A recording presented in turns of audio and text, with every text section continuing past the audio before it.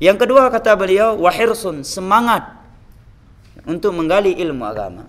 Ya. Dan jangan sampai semangat kita untuk ilmu agama itu terkalahkan dengan semangat kita untuk ilmu akademik. Coba kita renungi, kita untuk ilmu dunia 6 tahun di SD, kalau enggak masuk TK sebelumnya, ya kan? TK berapa tahun?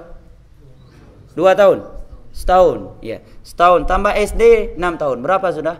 7 tahun, tambah SMP 10 tahun, ya. Tambah SMA 3 tahun, berapa? 13 tahun, tambah S1 berapa tahun?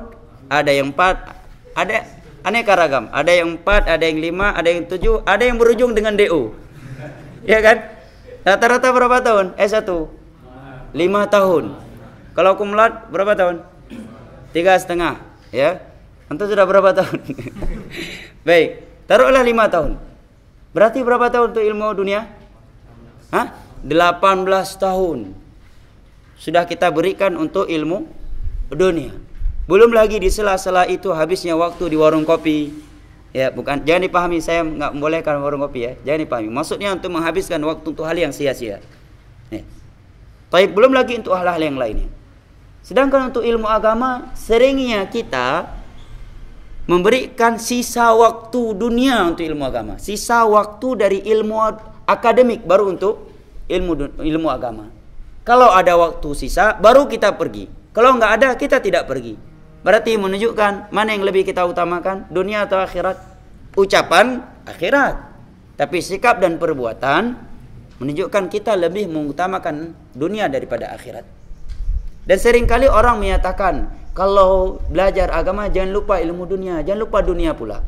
Sebenarnya hampir bahkan tidak ada orang yang melupakan dunia karena akhirat, ya kan? Karena kalau dia lupakan dunia nggak bisa hidup.